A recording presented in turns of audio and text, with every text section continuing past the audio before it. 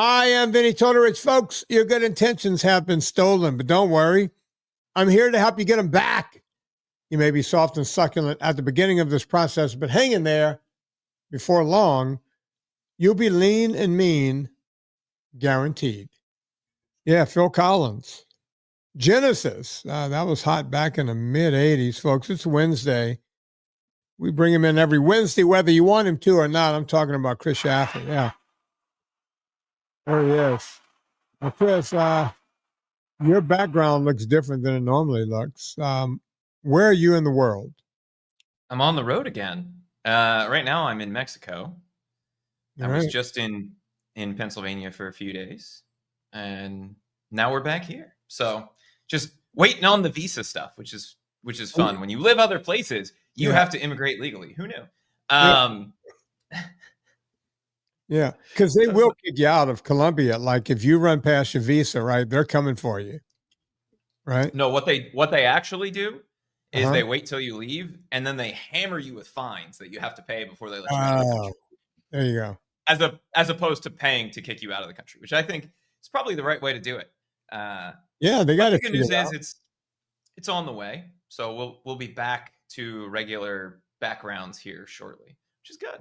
Yeah. But in the meantime, we got podcasts to record, we got people to talk about, and Vinny, we got all kinds of good news this week, which is weird. I mean, I got the weird stuff for you too, if you want that, but I figured I'd at least start you off on the right track. You know what? Because Chris, I'm going to be here. I'm going to be sitting at this desk for the rest of my day. So today is one of those backloaded days. I worked a lot this morning. As you know, you and I had a business meeting that lasted through my entire workout when I was lifting weights. I kept going, wait, hang on, Chris. And I would do a set, and then we would get back to a meeting. And then I had a little spot in the middle of the day, and I went skating. And I got a little aerobics in, 90 minutes of that. And it was hot as hell. But now it's 5 o'clock right now. The only break I'm taking is for a quick dinner after this. And then I go right into VIP. We have VIP tonight. And then I have another thing to record. I'm working until easily midnight tonight. Right. So I'll take good news right now. I'll take all the good news you can get. Oh, yeah. Yeah. So, Vinny, every generation says, oh, this new generation is a bunch of bums. Their music sucks. They don't do anything the way that we used to do it. Turns out Gen Z is pushing for real meat in lots of places. And essentially, they're trying to make meat cool again. There's vegan restaurants that are starting to sell meat again because the people who were formerly vegan are eating meat now. And it seems to be the new hip thing. Well, hallelujah. Well, Chris, start me with this. What's the age group on Gen Z? I can't keep it all straight because we had Gen X, we had Gen Y. Who are the Gen Zs? What are the ages? Born between 1997 and 2012. So they're right around starting to be 20-ish. Right around 18. They're becoming adults right now, basically. Oh, 97. That puts you 28, yeah, 27? That makes you 28, 27, 28. So my stepdaughter is a Gen Z, right? Okay, so I have an idea. My niece is a Gen Z.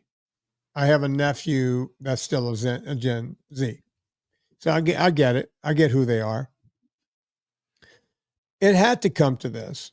Look, I mean, part of it is what's old is new again. Remember the generation right before this? They were all trying to be gentlemen again and grow beards and use mustache grease and, Raleigh fingers kind of, mustaches. That was your group, right? Or was that the group after you? I don't know. I fall somewhere between a millennial and whatever the group after that is. Yeah. That was never my group, though. I've always been Gran Torino. I've always been 900 years old. Look, I mean, I remember when I was a kid, the old people was like, you kids have no idea. But they went through the Great Depression, right? And my family was legit poor. And my dad and my mom were the first two. They came from very poor families and by hook or by crook made it through college, partial scholarships, worked their asses off part-time when they weren't in school, you name it, right? And they pretty much said to us, you're going to school. You get, we didn't do this for nothing, right? So we got to hear my grandparents and everyone talk about what it was like having nothing, right? I've told the story. My grandfather, things get exaggerated. My grandfather would say his father would hand him 5 shotgun shells and say, you better come back with 6 rabbits.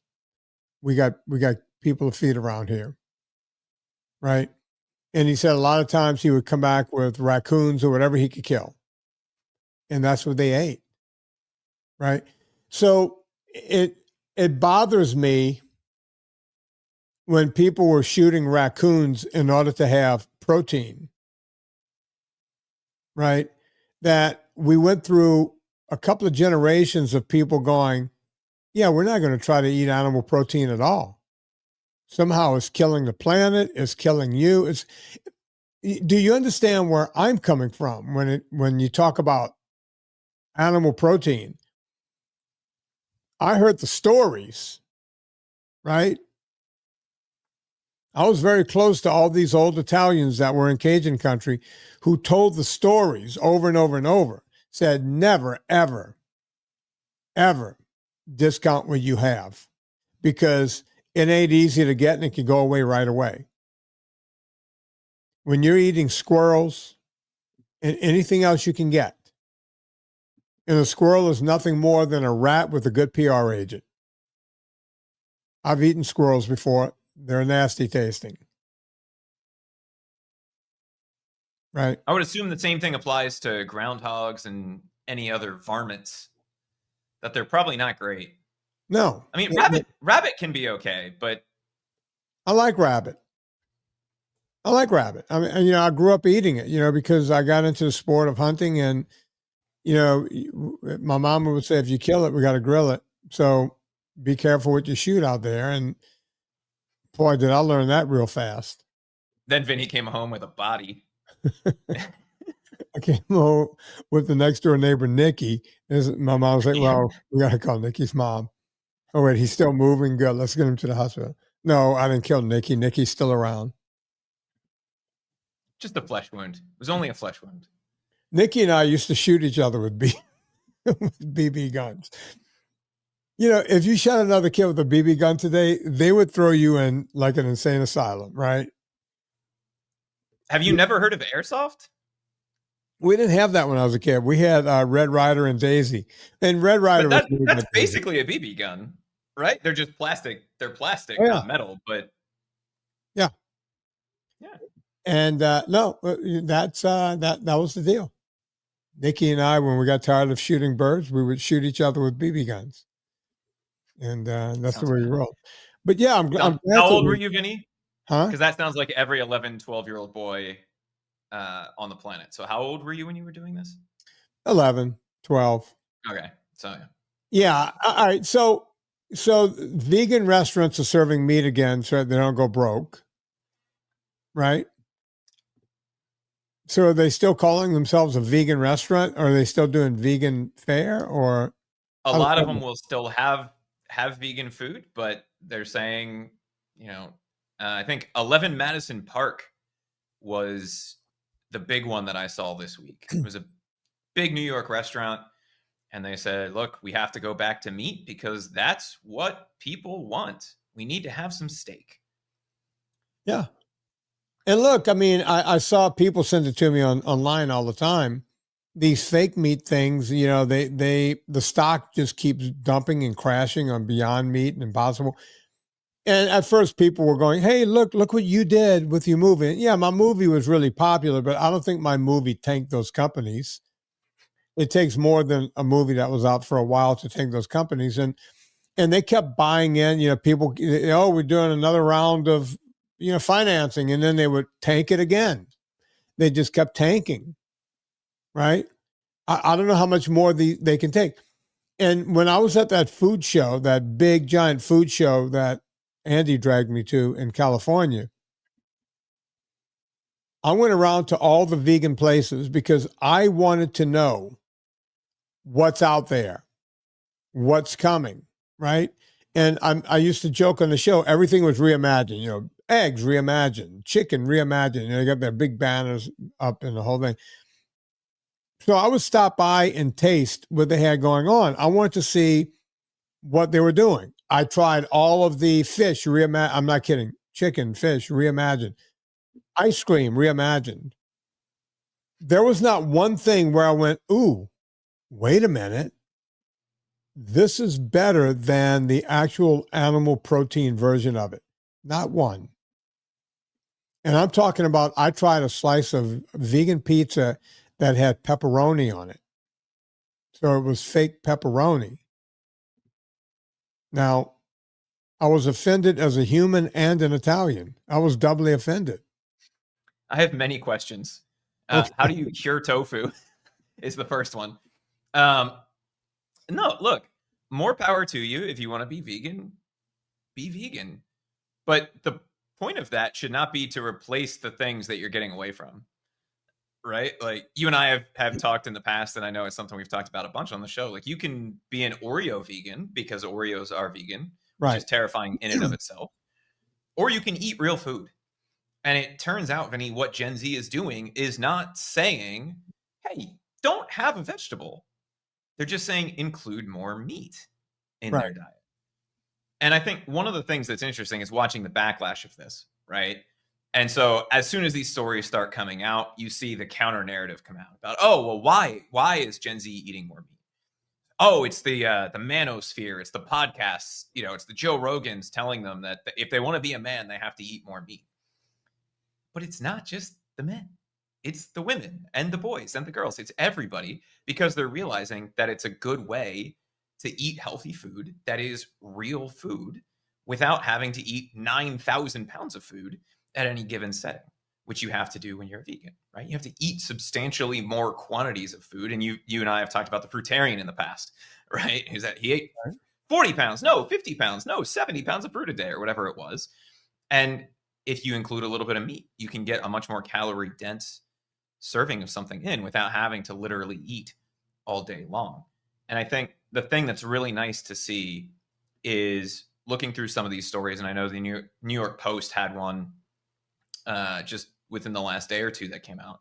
And they're saying, look, they understand that meat has a bad rap. They understand that there's some things we could do to create a better environment around meat. And it's not that they're saying, to heck with the earth. They're saying, let's do meat in a better way. Let's focus on grass-fed. Let's focus on regenerative farming and eat meat in addition to fruits, vegetables, whatever else it is that they're eating. But the good news out of all of this is it turns out that meat is cool again. So, Vinnie, you might just be cool again. Who knew? Well, that's never going to happen. But I'm trying to wonder, I mean, as a people, whenever anything in health goes right or wrong, we blame Joe Rogan and the Kennedy, which is odd to me. It's like, we're doing this. Well, RFK Jr., we're doing that. Well, it's Joe Rogan. Folks, I don't think these two individuals have that kind of power. I'm sorry, they don't. Joe Rogan's been out there for a long time. And yeah, he's got a big following, and I get it. And RFKJ has gone out there and done some, look, to do what he did is Sisyphean, right? Love him or hate him. It's Sisyphean. And you go, what are you talking about? The guy comes from the world's biggest Democratic family. He's a Democrat. He wanted to run for president as a Democrat. The Democrats said, no fucking way. So what did he do? He went over to not only a Republican, he went to the most hated Republican. There are people who are Republicans who don't like Trump. right? And you see, Chris, as you know, I could talk like this because I'm not on the right or the left. I'm just an American, right? So I don't care what I'll mention Trump's name if he's doing something good, great. I'll mention Biden's name if he was doing something good, great. I don't give a fuck. I just want whoever's in charge to do good things because when the president wins, we win. And I know that's not a popular thing to say or do. That's just the way I am, right? I want the president, I don't care if it's Obama or Bush or the other Bush or Bush 3. I don't care. I just want him to do good. I want him to do good things because when they do good, we do good. That's all it is. But when you are the world's biggest Democrat and you come from the world's biggest Democratic family and you say, hey, look, I'm so committed to health and getting this country healthy again, I'm going to go and deal with that guy that the Make America Great Again guy. People either, you want to talk about divisiveness, right? He not only pulled that off, he's changing things. And again, I know people are clicking off going, fuck it, I've had enough of Vinnie because he's talking good about RFK right now. I don't care. I'm just glad that people are doing something that are changing things. Chris? If you're in that camp where you're saying, oh, I'm going to click off because Vinnie said something nice about RFK. If RFK was advocating for more genetically modified food in our food system, if he wasn't doing the things that the left side of the political spectrum has been screaming that we need to do for years, you would be calling him out on it. Oh, absolutely. Right? And now all of a sudden, because it's being done under somebody who was elected with more of a right-wing perspective, it's the worst thing that we can do, right? I'm pretty sure everybody listening to this agrees that we should have fewer processed foods, fewer artificial ingredients, fewer artificial colors, right? Some sort of a fitness standard for kids, maybe even for adults, right? Like, these are all things that we can agree on. And to point something out that is a overall good has nothing to do with politics. And it has everything to do with the fact that it is an overall good, right? All right, and I think if you can't make that distinction, I don't know how to help. Right? Well, everything is either you're with me or you're against me, right? So I'll give you a time when I said something and it wasn't even against RFK. It was just the truth. When he was still trying to be a Democrat and, play along with the Democrats, he famously went down to Gold's Gym or somewhere, took his shirt off and did a bunch of push-ups or pull-ups or something, or maybe both. And he was built like a brick shit house, and the man is in his 70s. So people said to me, hey, he's got to be on steroids, right? And so I got on the podcast and I went, yeah, he's said he's known for taking HRT, right? He's got a prescription, he takes HRT. This is not something I was saying out of line. This is something that he has said. I took the words right from his mouth and said, if you're wondering if he's on HRT, the answer is yes. People who are big fans of him came after me. What are you, jealous? What's wrong with you? Why are you saying any bad things about this guy? It's like, I'm just here reporting the truth, folks. That's all. If a vegan diet was the best way to eat, I would tell you guys, I don't make any money, although there are vegans out there who thinks I'm getting paid by Big Meat, who, by the way, is the best porn star ever. It's the best porn star name, Big Meat. Vegans, they'll go, of course he does these movies. He's bought and paid for. I love the word bought and paid for by Big Meat. As opposed to bought and not paid for. Yeah, I'm bought and broke by Big Meat. I've been saying for years, Big Meat, here's my address. Please send me a check. If I thought a vegan diet was going to be the best diet for people, I would tell you that. One of my closest friends, I just lied. A good friend of mine, we're not closest friends. In other words, if his dad died, I'm not going to the funeral. But, that would be closest friend. But an acquaintance, a guy I rode bikes with for years and exercised with, Rich Roll. is a vegan. He's been on this show. I've been on his show. Although we don't talk anymore, but one of my good friends, again, not closest friends, but good friends back in the 90s, is a celebrity, and she's a vegan. Alexandra Paul. I had her twin sister on this show about a year ago, Caroline Paul. Vegan, both of them vegans. I have nothing against vegans. I've had people like Lear Keith on his show, and she's been in one of my documentaries. She was one of the most devout vegans in the world. She would grow her own vegetables, the whole thing, trying to save the planet. And one day she woke up and went, wait a minute, my teeth are falling out, my hair is falling out, and I still have to kill things in order to grow food. You cannot crack land without killing things. You cannot grow things without, they'll get eaten unless you put some kind of chemical on them. Bottom line, right? She changed her tune. She started eating meat and she felt better immediately. I don't make this stuff up. You know, I wish Caroline Paul and Alexandra Paul the best, right? She was really nice to me when I first moved to LA. Rich Roll, I wish him the best. I don't want to see Rich Roll with bad health. So I can go, see, I told you so. I don't want to do that at all. Right? My job is I don't have a horse in a race. I'm not a Democrat. I'm not a Republican. I just want whoever's president to do well.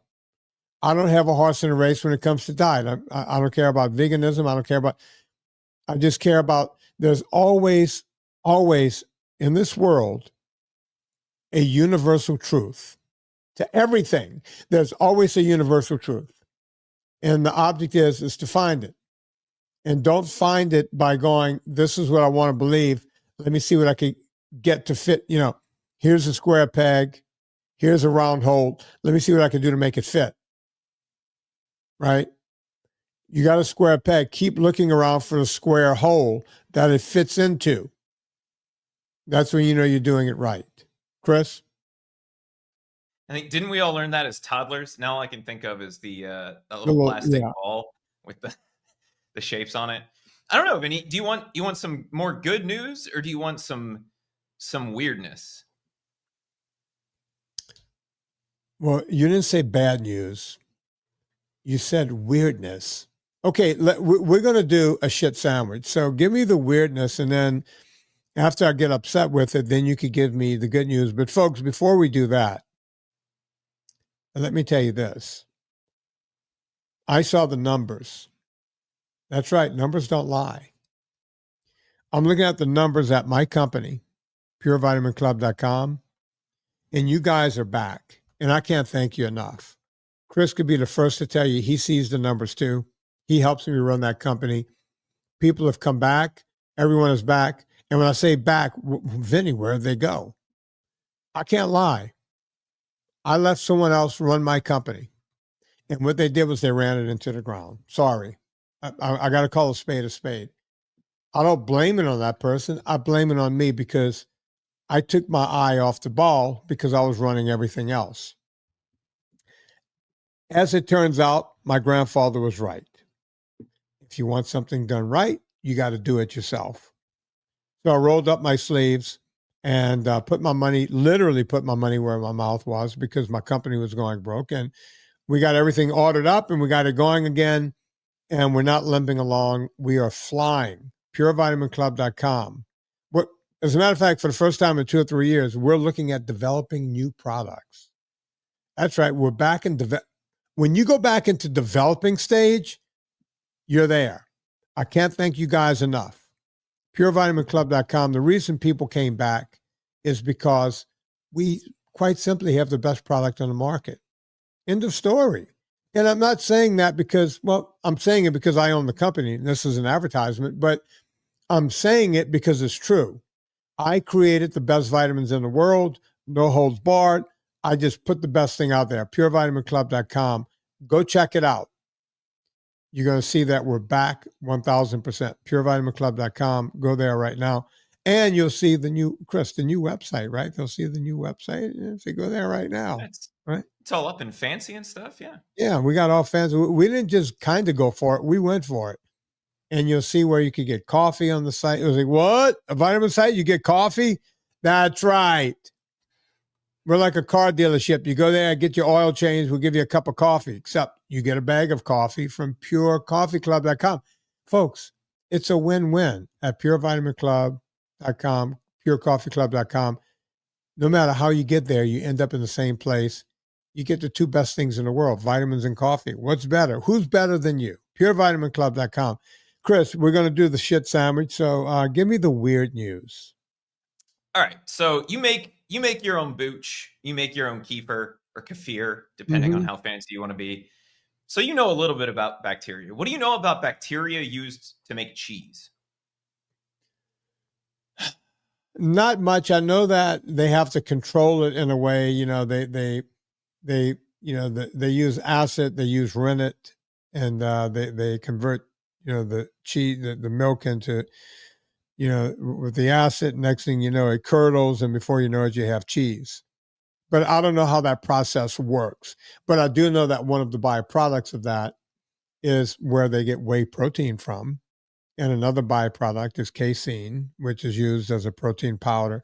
So I know, I just know cursory things. I don't know much about cheese. I'm not French.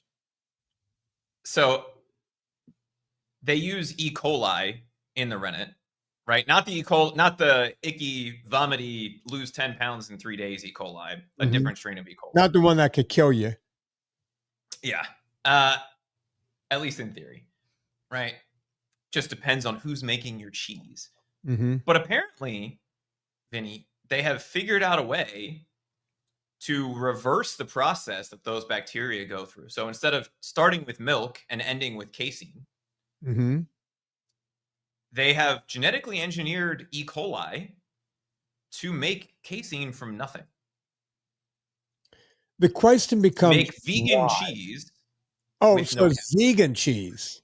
You didn't tell me that.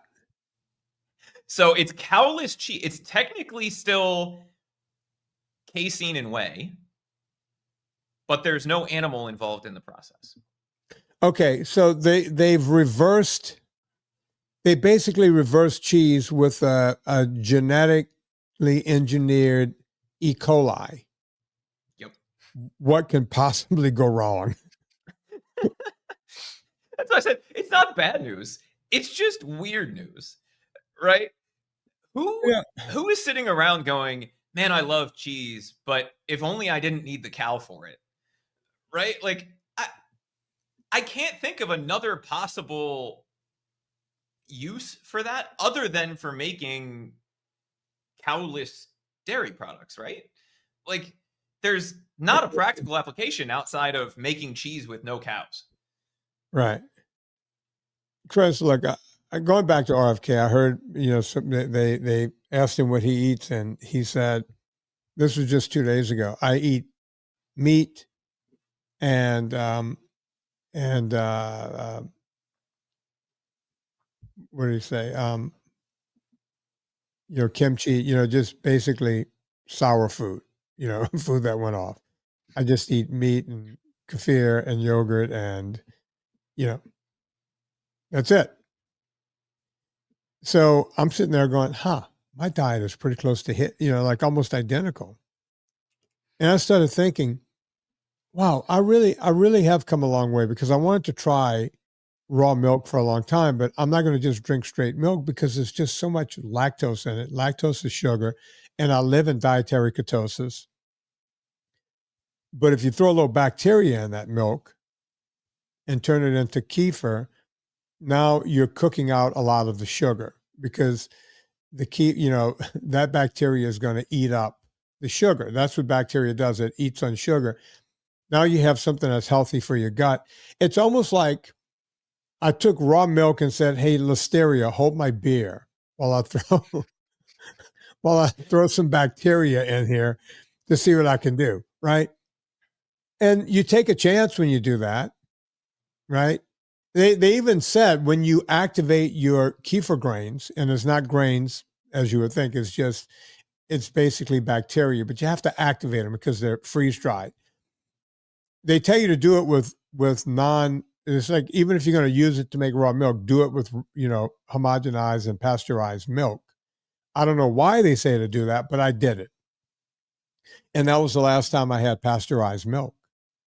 I can't tell you how much better it is to get raw milk. And here's the deal. I get it from a farm in the area, and they send it to every Wednesday. I have to go pick. It's almost like a drug deal in the parking lot. I go to a place called the Happy Cook where they sell very expensive, You can't say it's like a drug deal and then talk about the Happy Cook, right? Do they have a meth kitchen in the back? Like, what? You go in there and like everything is like Le Creuset and, just all the cool shit from Europe. The knives are, the expensive knives, all Damascus blades and the whole thing. The Happy Cook, if I went in there, I would be the broke cook if I bought their stuff. But I guess they figured, hey, we have these fridges in the back. This will get more people walking through the store buying our other stuff. So we'll just hold their milk for them. Every time I've gone in there to get my milk, someone else, not every time, but most of the time, someone else is there getting their milk too. What I notice is I'm the oldest guy getting the milk. It's always like a younger mother or a younger father, right? 30s, 40s, that kind of thing. Always super healthy.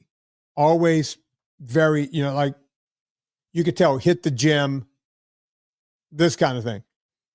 So then I started thinking to myself, just yesterday when I was in there picking up the milk, or 2 days ago, Wednesday, because there was this young Asian woman, cute as a button, very fit. And I was thinking to myself, okay, is she fit because she's using raw milk? Or is raw milk just the other thing she does because she's doing everything right? And I think the number 2 is the answer, right? Because whenever they talk about blue zones, right, it's the same thing. They'll go, well, these blue zones, these people eat more vegetables in the blue zones. Therefore, vegetables have to be the reason why these people live longer than everyone else. Well, there are a couple of things about all of the blue zones that hold true. Number 1, they're very expensive areas to live. Loma Linda, California.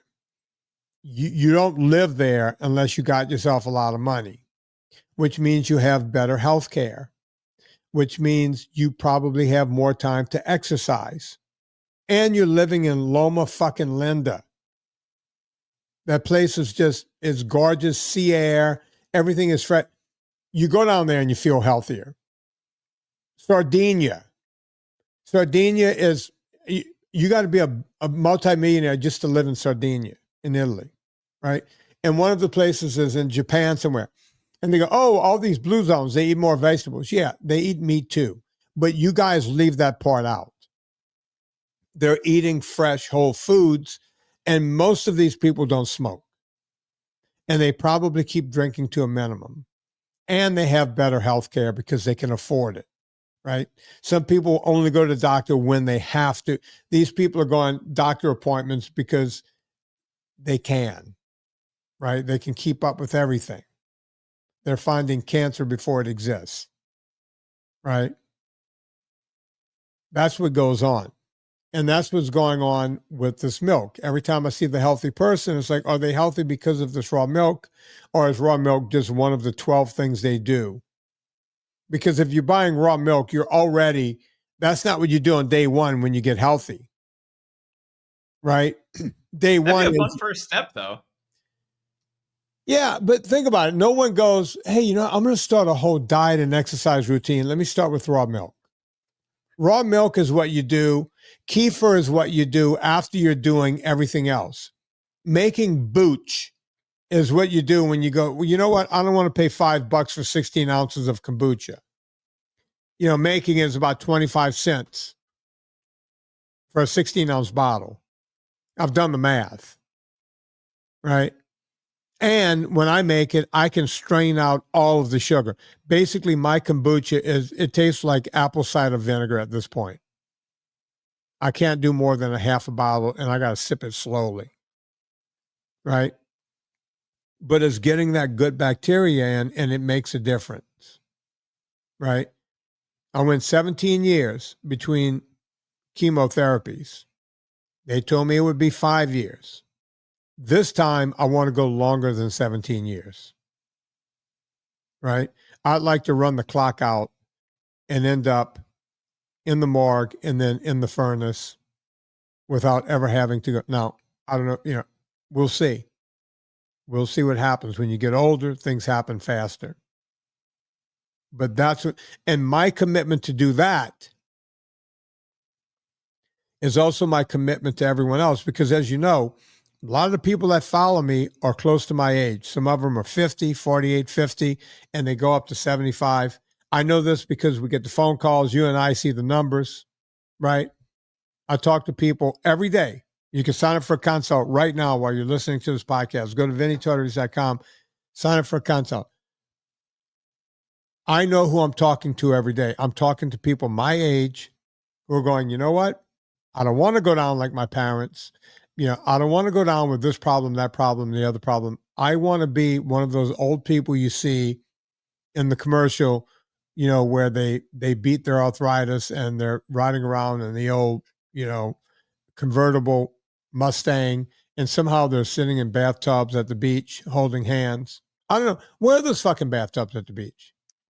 I don't know. But I was about to ask you the same thing, because one, that doesn't seem like fun. Yeah. And two, I've been to a bunch of beaches in a bunch of different countries. Never seen a bathtub. But they do put them in a commercial. That was a thing for a while. It's like, what's this bathtub doing on the beach? Right? Not anymore. We've moved on. But there you have it. Did I answer the question about the weirdness? Yeah, we're taking something that is a normal, healthy thing and backwards engineering it for no reason. I don't get it. I just thought you'd get a kick out of that one, because we're going to try to make cheese without cows using E. coli, which is absolutely nothing could possibly go wrong in this process. Just yet another week. Vinnie, you brought something up. But wait. I just want one more thing. We made COVID in a lab. That's all I'm going to say. Okay. You want to start? Speaking of COVID, look at this transition. Speaking of COVID, okay. Turns out it's not all bad. All right. So you may remember during COVID, there were all these news stories about how people were drinking way more than ever. And every day you'd get on social media and see people snapping pictures of their neighbor's recycling bin with 48 bottles of vodka hanging out of it. Turns out, Vinnie, there's been a big whiplash from that. And a record low level of Americans are drinking at all. And even fewer are drinking more than once a week. Do you drink, Chris? What is your drink? I don't know if we ever talk about this. Is your drinking? I have had a grand total of 2 cocktails this year. This year? Yeah. If I go somewhere and the cocktail sounds really good, I might try it. We have had the same bottle of alcohol in the house for almost 3 years. And it's a bottle of rum, because they wanted to do some Christmas drinks. We made Anna Vocino's eggnog and had to put some rum in it. And that bottle made it through 2 Christmases and another 8 months. I am drinking, I used to try to drink once a week to act like a normal guy. And as you know, my thing is the one drink. And usually it was straight scotch or scotch with just a little water or ice, 1 cube of ice. I've kind of gone away from that. Now, I have 2 neighbors. One is named Rod with a D as in dog. And the other one is named Rob, B as in boy. Every once in a while, Rod with a D will say, hey, he's like in his mid to late 70s, and he'll go, "Why don't you come over? I got something I want to show you." He likes to collect shotguns, and I'm talking fancy shotguns. Hey, come on over. I want to show you. I got something to show you. And I'll go over on a Friday night or Saturday night, and he'll show me his new shotgun. We're sitting down in his room, and all of his guns are displayed on the wall, and there's a lot of green felt. You know the deal. And there's a lot of animals that, he's, killed from around the world. It's kind of like Elvis's jungle room, I guess. And we'll sit in there, and I'll have a cocktail with him, and I'll have scotch. Okay, so that happens about once every few months, right? So I've gone from once a week to that. Now, I mentioned Rob also. Rob, I created what's called the Bourbon Trail, because we have wooded area between my house and Rob's house. And I didn't want Rob to step on a snake whenever he came over to watch football on my patio. So, as a matter of fact, I need to go cut the Bourbon Trail this weekend because football season's coming around. So I need to cut it again. I notice it's overgrown. And Rob will start coming over for football games, and he'll stick around for a half a game, a whole game, whatever, like whatever he could get, like, it's the weekend. So his wife wants to go for dinner or whatever. Right. But we'll start off by texting, "You're watching this game? Oh my God." Next thing you know, he comes over with the bottle. That's what I like about Rob. He comes over with a bottle of something, and then, I'll partake.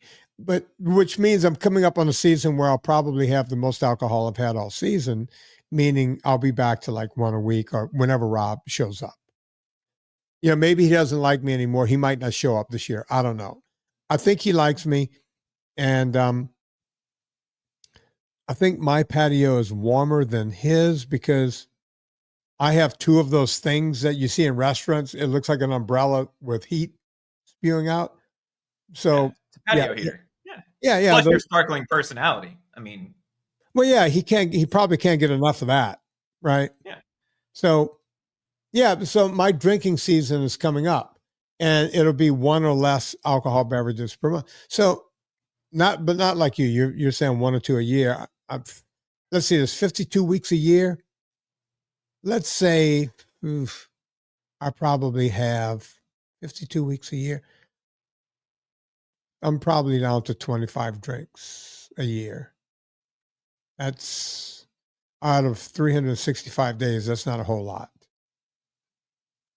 And I think the general recommendation is 1 to 2 per week is pretty much okay from the the health guidelines standpoint. Yeah. And it's not to say that I don't have more than 1 or 2 drinks a year. It just depends on the year, and it depends on where I am and what I'm doing. Right? If I'm at a nice restaurant and the cocktail sounds good, I'll try it, but I don't need to have more than one. Right? And the only difference when I have more than one is that I get louder. Nothing else changes about my personality, and no one needs me louder because I'm already extremely loud. So we save the hangover, we save everything else, and we save everybody's ears along the way. But Vinnie, there was another thing here that stood out to me in this survey. Wait, before you go on, I must say this. I'm going to probably finally have my pina colada this year because Serena has finally wrote me in. We've booked this vacation 3 times now. This being the 3rd time.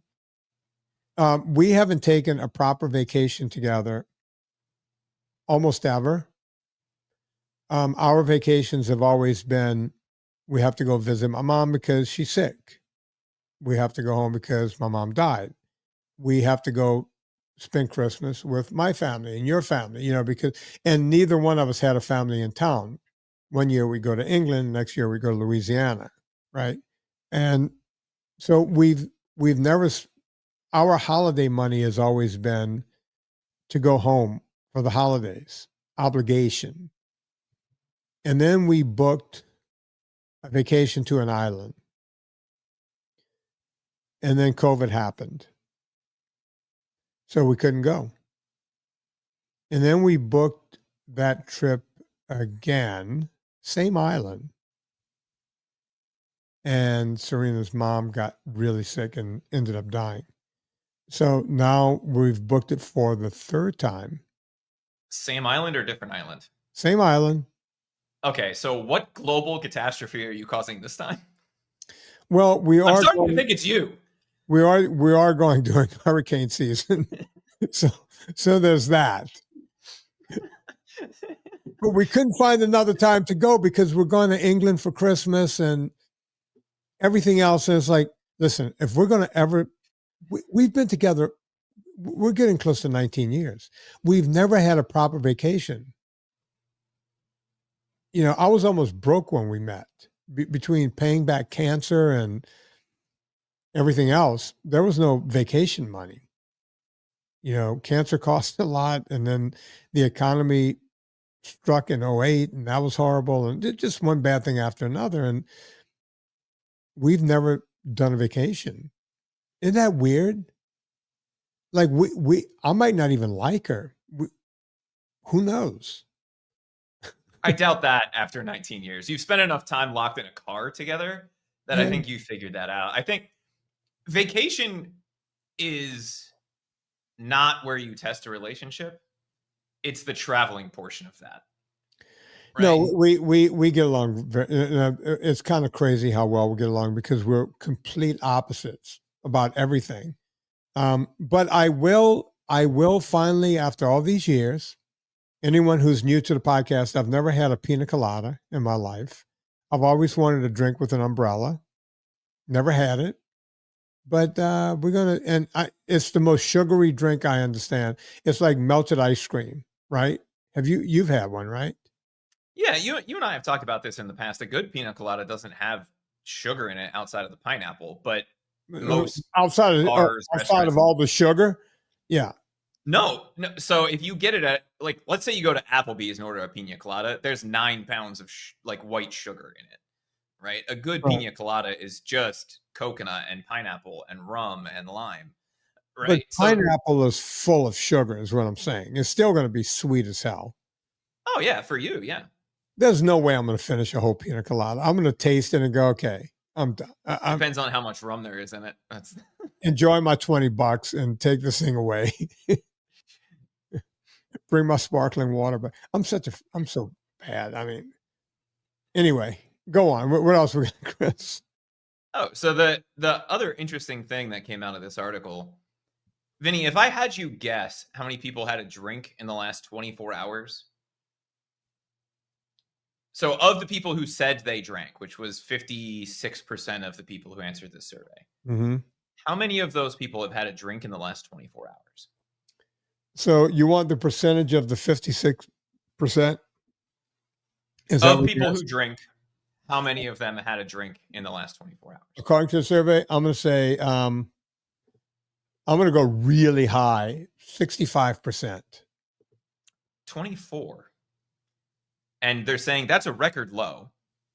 That still sounds really high to me, unless they did this survey on a Monday or like a Sunday afternoon. Yeah, it depends on, because most people drink on the weekends, right? I mean, people drink when they're off of work, which is generally the weekend.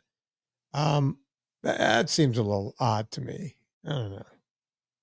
Yeah, but they're still saying it's the lowest that it's ever been in the 30 years that they've done the survey. So I'll take it. And it turns out the vid wasn't bad for everything.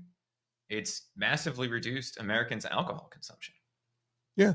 Well, look, if we're getting on with better health, right, overall, we're bringing back the presidential physical fitness test. Every week we have good news on the show.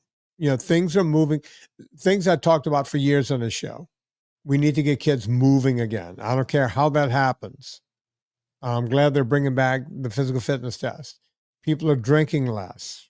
Great. Maybe, we're taking Cheerios off of the food pyramid, right? We're doing things, we're moving in a better direction. And that just frankly makes me feel good. So good. So it's rare we have nothing hyper negative in addition to that. But we did we did go through a weirdness sandwich, but I thought you would appreciate a little bit of positive news today. Yeah. Yeah. No, look, Chris, it's all good, man. I'm glad. That's what I want to hear. I want more of that. Right? We have any other quick things that we could cover, or I don't want to keep you here forever because we have VIP tonight. By the way, let me ask you about that VIP. We're going to open it up again, but first we got to get the workouts out there. And how close are we with that? Have you been talking to the editor, or? I haven't heard from him in the last day or two, so I'll follow up with him and find out. But Okay. I think once we get this round back, we should be pretty good to go. I still have to do the ab routine. It's the same ab routine for all three workouts, right? Because your abs are your abs. And look, I'm excited about it. And we have to decide. I got to do a little intro. You want me to do a little intro, something, right?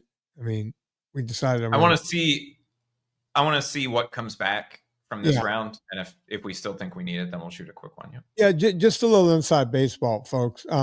I shot this thing in the winter, like January, February, something like that.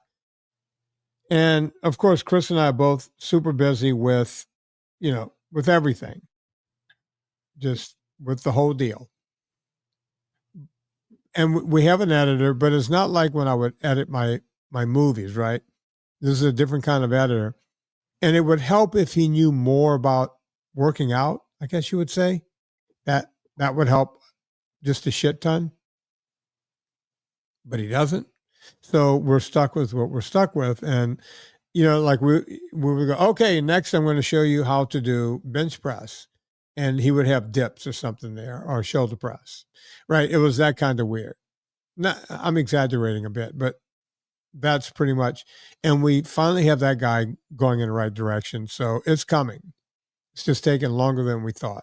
Everything takes time when you're trying to do it all. That's just the way it is. Right? Stop trying to do things right. That's your problem. You're trying to do things the right way, Vinny. It's the bane of my existence, Chris. It just is. All right. We'll call it right there because we're going right into VIP right now. So folks, if you want to be in the next VIP group, it's the same group, but if you want to be in, it's not open right now. And I know people go, oh yeah, I'll just get in next time. I don't want to spend the money right now, whatever. Okay, Chris, when was the last time VIP was open? January. So 8 months ago? 8 months. This is not something I open every other month and let people in. So get your name on that list. We're going to send you guys emails when it's open, and it's going to be open for several days. You'll be able to get in. And what you get for your money, you get me twice a month live. So every second week, we do a live thing. You come in and ask me any question you want to ask. We have everybody is like a support group in there. That's ongoing. We have goodies like the ebook for free. You lose your copy, go get another one for free. You're in the VIP group. You just keep getting it. Hell, you want to cheat? Get it for you and all your friends. You can cheat me. I don't have any kind of safeguard on that in the VIP group. And when the new workout videos come out, that's going to all be free to the VIPs. Everyone else is going to have to pay. Have we decided on $40 or $50 per workout, Chris? We have not. Yeah. Every expert we talked to said, who have seen the outtakes from the video, said you charge $100, $150 per workout easily. But I went, no, I want to make it affordable. But if you're in the VIP group, it's free. And what else they get by being in VIP, Chris? There's other things, right? They get access to the workouts. They get access to the call library, the support group, all of that kind of stuff. And I think the biggest asset there, Vinny, is one, the calls, because you get to ask any questions that you want. But two, the community is great. Everybody is supportive of each other. Everybody has their own goals and their own ways of going about and doing things. But everybody also needs just a little bit of support from time to time. And that group is fantastic about it. So if you're looking for a little bit of accountability and a little bit of support, it's worth taking a look at. VinnieTortorich.com/VIP. You know what to do. We all go to Amazon. Before you go there, go to VinnieTortorich.com, click through the banner, puts a little coal on the fire, gets my train down the track.